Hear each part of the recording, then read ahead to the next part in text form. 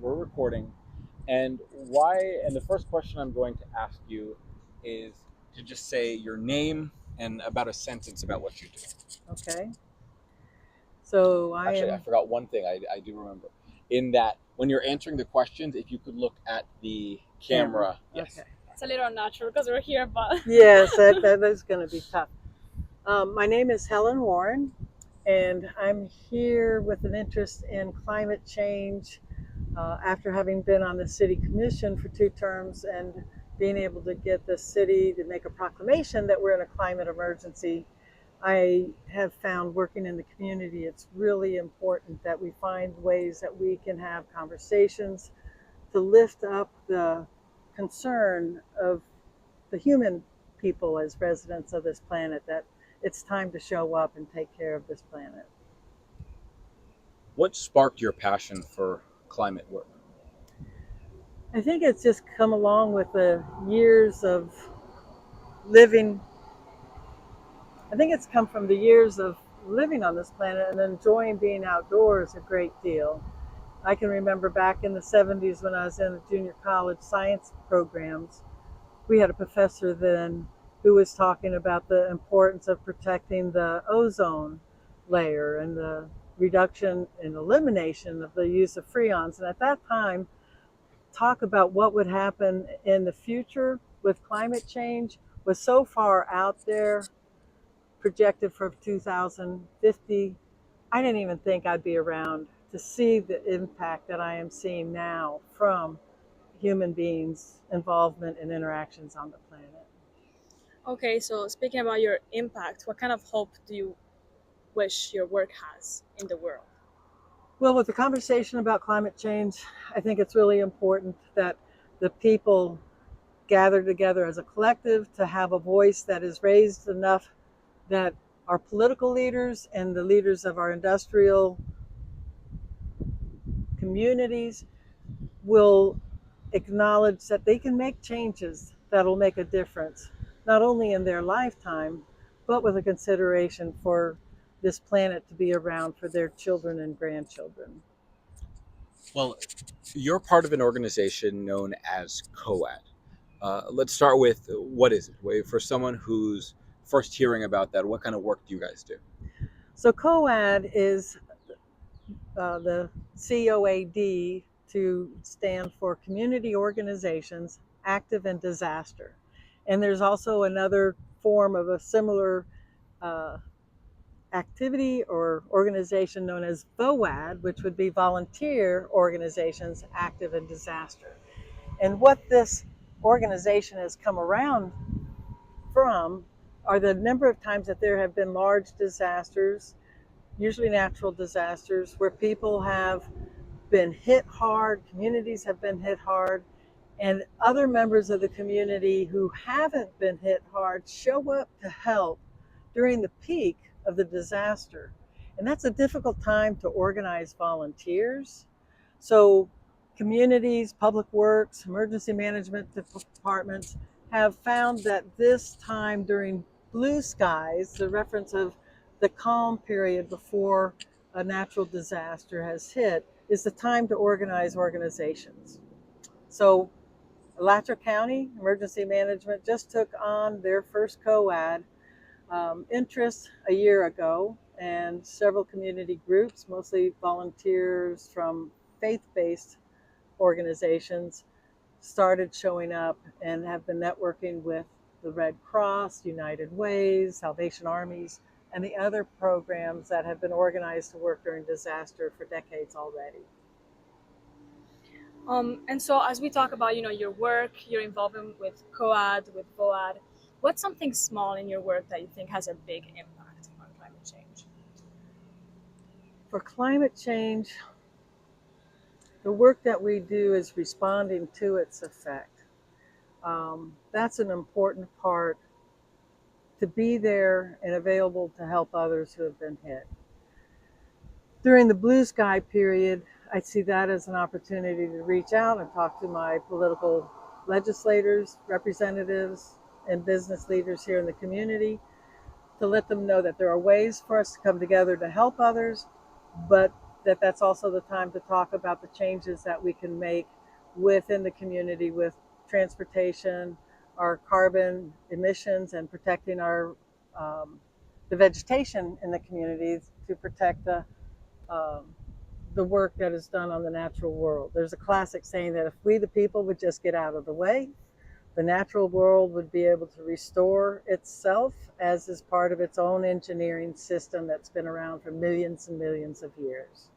We, the people, need to listen up and do some of the simple things.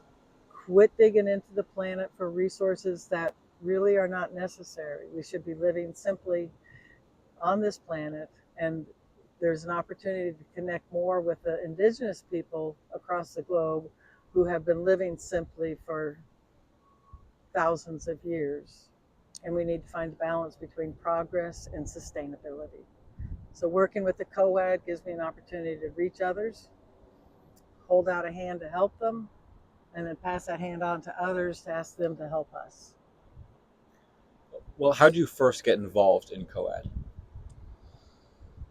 I first got involved, I've been involved with Audubon, with the birding community for more than 25 years, since about 1991. And that conversation then was about the canary in the coal mine and getting people out to appreciate nature and to appreciate the birds around us, because as we see changes in the birds' populations and their migration patterns, we see things that are being affected with climate change every year. So, as you worked in it, what was one of your favorite projects or moments? Oh, I think that's still to come. I think the greatest moment was seeing a community of people to come together with Clio and Climate Reality. When I made the transition from being a leader with the Audubon chapter here in Gainesville, I got more involved with housing issues, and that got me more involved with looking at the challenges that we have for getting people housed and how to deal with people when they've lost their housing in a disaster. And just all these things that are interconnected, and just being more aware of what we're not seeing. Like, we're not seeing right now that there are still 50 communities, 50 families that have lost their housing from last year's hurricane season. We're not seeing from Gainesville the number of communities along the coast that are still devastated and working on finding alternatives to rebuilding, because that may not be the best place to rebuild upon if our hurricanes are increasing in strength and numbers. Most exciting thing is just every time I connect with another person who's working towards helping others, and knowing that I'm not alone and that there's a great community of people out there with this interest and passion. At my age, knowing that I'm not alone is important. One of the things that I've learned when first getting involved in local climate work here in Gainesville is there's a lot of intersection between climate, the environment, and with faith, right? Yeah, I'm from South Florida, and a lot of the environmental work that I knew and I was involved in back then was very heavily policy based, right? right. What does that intersection between those two things mean to you? That's a great question.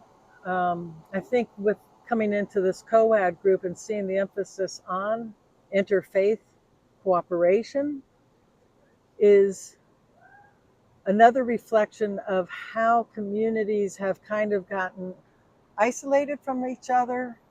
And in dealing with any type of disaster, the advocacy from a social uh, community structure point of view is that people need to know who their neighbors are, need to know who can do what if some help is needed, and who would be needing what if they're not able to take care of themselves. So when we look at the interfaith part of that compliance, I see that there's an opportunity to practice your faith. And most of the religions of the world have this element of do unto others, taking care of others. If you're well taken care of, then see who around you could use a helping hand. And I have this image that helps me with Michelangelo's painting of the creation, where God is sitting back on the cloud and just kind of laying a hand over the side, and Adam supposedly is reaching up to him for the wisdom of who is this godness that I seek. And to me, that exchange, we seek God in our own personal lives just like that. And when we are in a position that we are comfortable with who we are and our relationship to however known we would express God, if somebody around us is asking for assistance and to help of some kind and I can help, it is really gratifying to be able to reach out and help others and see some simple task that I may do, or maybe it's a financial contribution to their life and their needs that makes a difference for them. And then I grew up with a father who was really into the classics, and there was Dante's Inferno that he would refer to us as children, that the lowest level of hell is reserved for those who have the financial or intellectual ability to help someone else and does not, then their place in hell would be to the lowest level. So then to put that into a conversation about what about our political leadership, I think our political leadership should be looking at how they can help the people who have the least and have been historically pushed about and put into the real low positions because they are people of not wealth or not like them. And that's just the opposite of what we should be doing. We should be making policies to help others to enjoy our position on earth. So you might call me a religious liberal, but I would say, well, what would Jesus do, or Buddha, or any of the other great leaders? Yeah, and so as we talk about the interconnection between, faith, the environment, policymaking, I just want to put like an emphasis on action, and I want to understand, how do you approach those who are, maybe not very willing to participate in climate action, or how do you approach climate skepticism? Well, that's been one of our conversations that we've had within our climate groups, is that when we have a presentation for community education, we find ourselves often speaking to the choir. It's the same people who are showing up who already believe in the occurrence of the weather changes and fire incidences of fire that are happening, and changes in water levels along the coastlines. And that's been a big part of our discussion about how do we reach out to others that are already in the choir. And we've kind of had an interesting conversation to say that we actually need to reach out to people of the choir, and that's what brings us back to looking at an interfaith connection and talk about that role of cherishing the creation. What is our role? Are we here to exploit and take everything as if God has just given us everything, like a parent who spoils their children? Or are we here to learn how to take care of it so that it'll be around for generations to come? And I am one of those who leans towards our role is to take care of it for 7 generations and think of those who are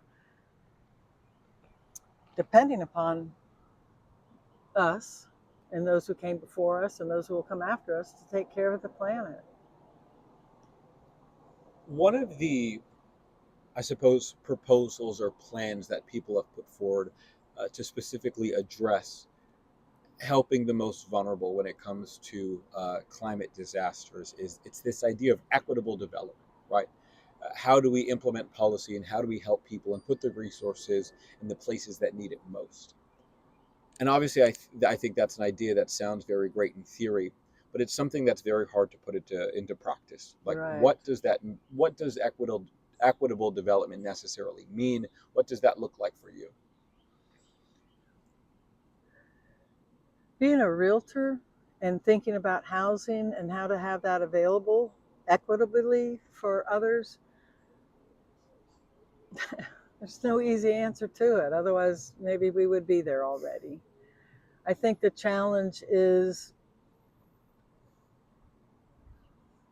recognizing that we, as members of a community, have kind of isolated ourselves from other parts of our same community, and maybe to be more aware of who is in our community and how that disparity affects others to have a really difficult time to acquire the education or the food or the resources to be able to provide for themselves on their own, and to recognize that culturally there has probably always been a separation of socioeconomic and the educated classes.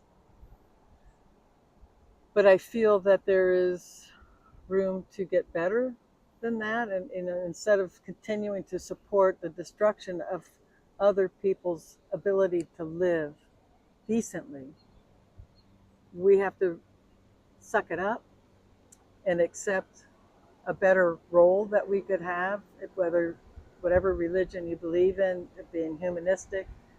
Unless you're on the track of a dog eat dog social relationship with those around you, we should be there on a here to help each other, and to recognize that it means taking care of not just other people, but the trees, the rivers, what we have done for what we call progress, to live with the industries and production of things for consumption of things, has created really unhealthy environments for large groups of people. And those unhealthy environments have also affected everybody, because you can't escape dirty air. You can get further from it, but you can't escape dirty air. And you can't escape the consequences of dirty water and lack of food resources. I think we just have to, if we were to look at how could we live simply and start one community at a time. I mean, that is an age-old dilemma. I just try to do what I can by helping others and having these conversations with people to just know that they can make a difference. Yes, I would absolutely agree with that. And going off of that, I'm curious to know, practically speaking, what does climate action look like to you? Climate action can take place in so many different levels. There's this really cool program where groups of people can challenge each other, and it's called the Eco Challenge. And it breaks down the basic consideration that if there's 10 things, while there are hundreds of things that one can do to improve the outcome of our race against climate change and its impact by 2050, there's no one person that can do all of them. But there are things that we can do individually. We can reduce the amount of miles that we travel by car. We can get cars that are energy efficient or electric. There are the ways that we buy our foods and reduce the amount of plastic wrapping. We can buy more foods from our local agricultural system so that we're not having to have things trafficked and transported halfway across the globe or even halfway across the country. There's all these little steps that can be done, and for an individual to find what are the steps they can do. Once you start doing some of them, you start finding that door opens and there's more that you can do. And everybody has a starting place.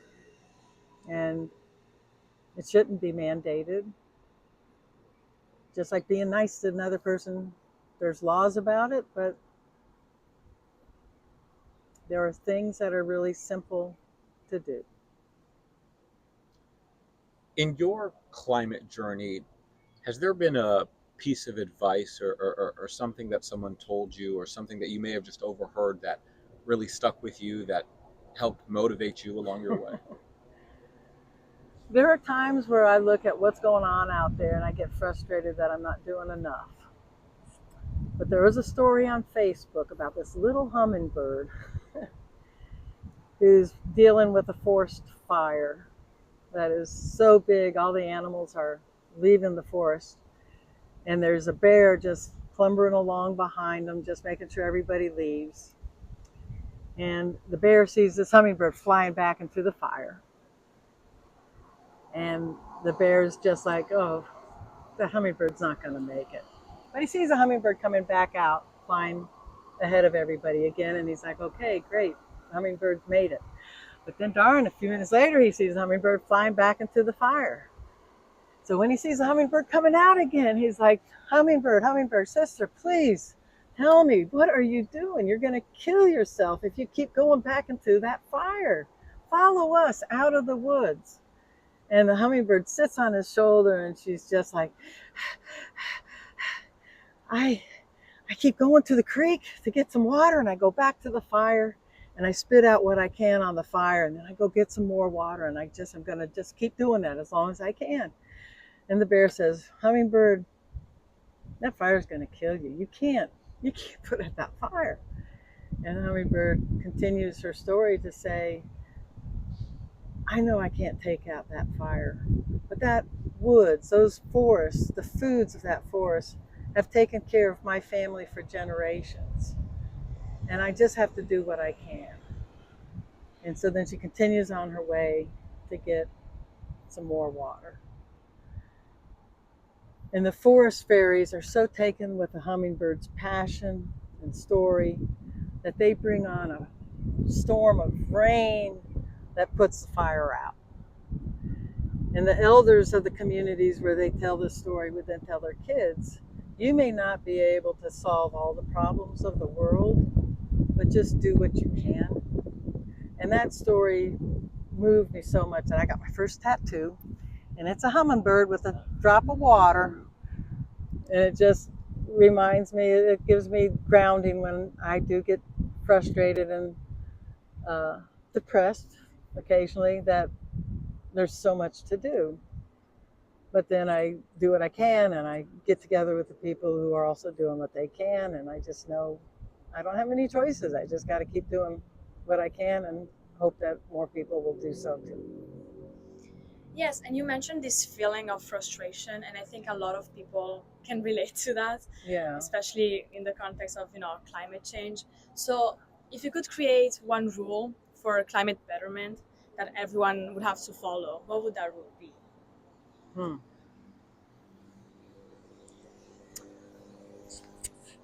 One of the biggest things that's frustrating me is the difficulty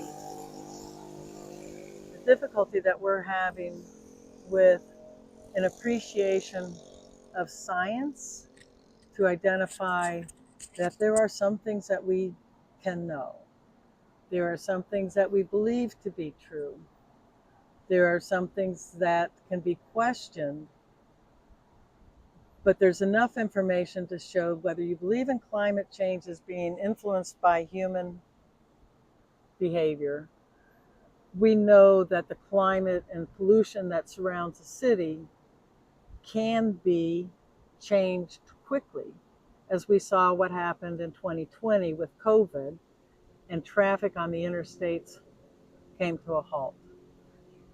The air around communities cleared up quickly. We know that was human influence, and by getting humans off the roads, we were able to see a cleanliness with the atmosphere. So just to be able to say, cleaning up the air quality around our communities and our large cities improves the quality of life for everybody that lives there. We know health conditions are impacted by pollution. We know that the contaminants in our waterways impacts the health of people who live and depend upon those water resources. So I would say start with the air and start with our water and start with our food. Get the chemicals out, find the old ways of growing food, make our food reliable that we can get it grown closer to each community, should have a sustainable plan for their water resources and their food and their air quality. I think just focusing on having our community healthy would be incredible, and it could be done. If you could come up with a metaphor to describe your work, what would that metaphor be?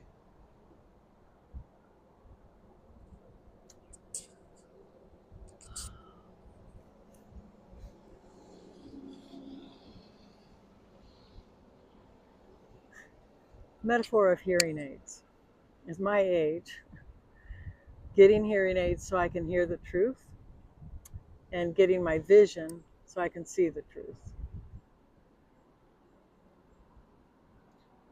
Can you? I almost want you to say a little bit more about that. Like, if you could apply that metaphor to other people in this world, what would that look like for them?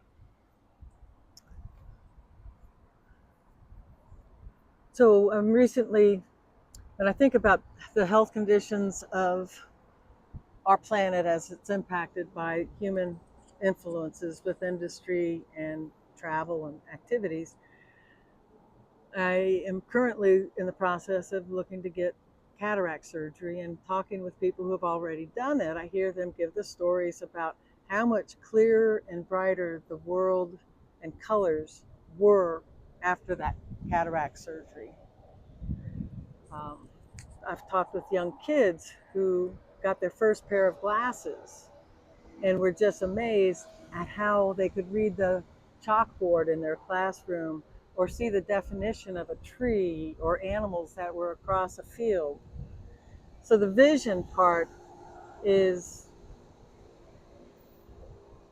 if there was some way that more people could see the world through the eyes that were clear on the pattern of what the world would be with the least amount of human influence, and look at the world around them as they travel and see that there is a sky and a moon and all these planets that are up there, and kind of look at the way the traffic runs on our planet and consider it quite miraculous and incredible that we're running around like a bunch of ants on an anthill.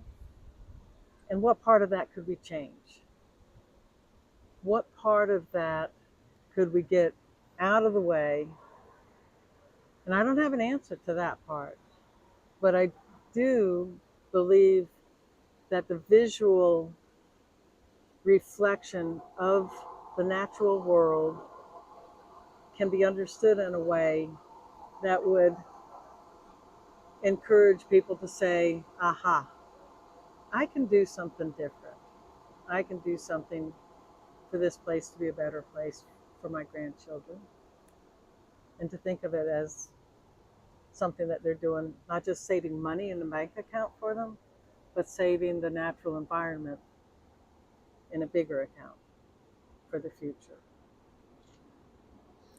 Yeah, so you're obviously very involved with climate action, and I'm curious to know, is there a specific piece of advice that you received throughout your life, whether that be in your personal life or in your professional life, that shaped the way that you approach climate action?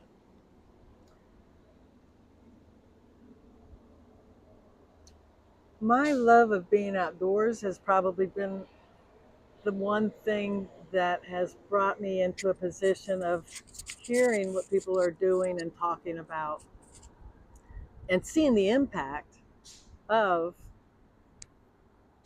humans' presence on the planet. Taking a walk on the beach and seeing the amount of trash that's there and the plastic that is there.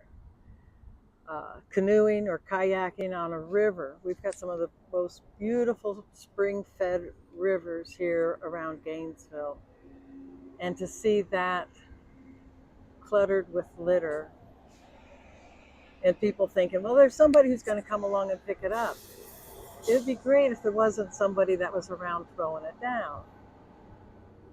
And when I was a college student, we would go down the Etchatukne, and I'd often swim underwater as long as I could with the current pushing me. And it was just beautiful down there, but there would always be some trash that you would find. And some of us were down there and picking it up. So just recognizing that there's trash and pickup, that's probably been one of the first things that I started doing to take care of the planet, was just picking up trash and asking people. Like when you're somewhere at a park and there's a trash can somewhere, there is a trash can, and you see somebody throw trash not too far from the trash can, to actually go up to them and say, you know, there's a trash can right over there. And to have them reply back with a, oh, yeah, but there are people who have jobs picking up trash. So I'm just keeping people employed. And to just, you know, have that frustration of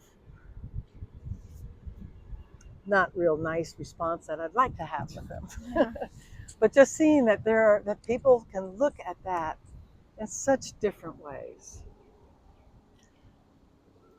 We're kind of at a time right now where there are a lot of people who are passionate about the future, and there are a lot of people who are passionate about the work that they're doing when it comes to climate change. But there are equally as many people who are afraid, and people who lack hope and are a lot more unsure about what the future holds. And I think it's always important to hear, and it's always important to ask people, what gives you hope for the future? So, what gives me hope is the realm, the range of what the humans are capable of doing. Frustration is that I don't see that they've been acting enough. But what gives me hope is that there will be an aha moment, and somebody, one person at a time, is going to recognize something that they can do. And I do see a lot of very wealthy people and leaders in some of the industries out there that recognize these are things that we have to do. For the people and the younger generations who feel like this world is going to be destroyed no matter what, um, get out there, enjoy it, and do what you can. And when you have a good time with a sunset or a walk on the beach, just keep knowing I can do this one more time. I can do it another day, and try to bring somebody else along to do it with you, and show up at the political moments and demand that your political leaderships do what they can. It really, really depends upon the leadership to follow the people. And I understand where people just feel like they don't have much influence, but there's the people who can, there's the people who won't. The people who are fearful need to activate one way or the other and get the people who won't to do. Yeah, I definitely agree with that. And then, so, as we talk about the future and the actions that we can take for a brighter and better future, we recognize that the present matters. And so, not only do I want to talk about the present, but I want to look at the past. Uh-huh. And so I wonder if there is, if you could talk to your 10-year-old self and you could give her a piece of advice on how to get involved with this fight um, for a better future in regards to climate action and climate change, what would that advice be? Get involved with groups who are doing something now.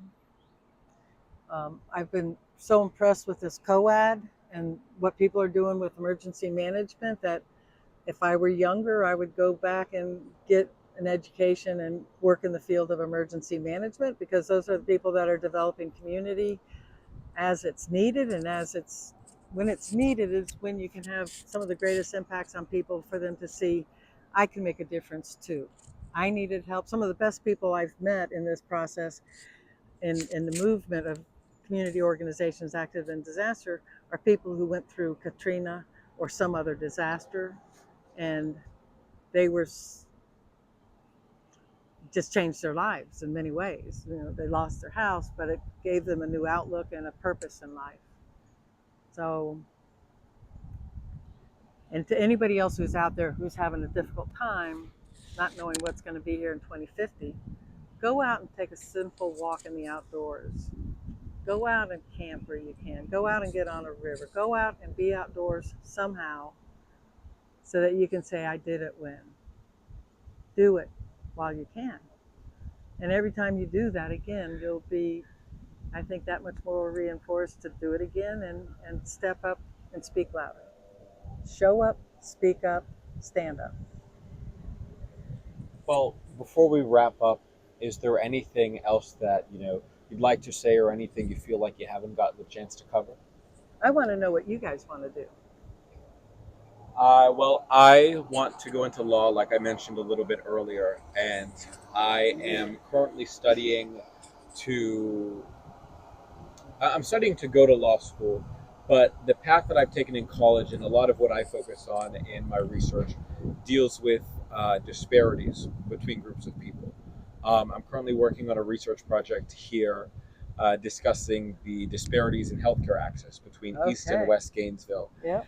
And a lot of the work and a lot of the research I've done in college has focused around this issue of equitable development. It's focused around the issues of ensuring that we're giving all the necessary resources to the people who need it most, and how we can do that in the future. Yep. And I don't know exactly in terms of career where I want to go, but I do know what I want to do in that career, and then it's That's still to great. continue a passion in that area. And you got a great laboratory here with looking at the real activities. Do you know Nancy Hart? No. She did like the heat study, the comparable study that looked at where poverty was, where crime was, where education levels were not achieving Mhm. improvement, and identified the swag area. And then there were the Dorothys who put together a bunch of resources to help bring things to those swag communities to help them lift up. But recognizing they had this oppressive, just overwhelming amount of things and challenges to try to move so that their own children could grow up with better conditions. And I'd be glad to introduce you to all three of them. That's great. I also want to go into law. So I'm studying political science, but throughout my college experience career, I've been looking into environmental policy and like environmental justice. So right now I am looking into going for environmental law. Uh-huh. So that's something that I'm interested in. I'm also very interested in information literacy, which is why I think these like interviews are important.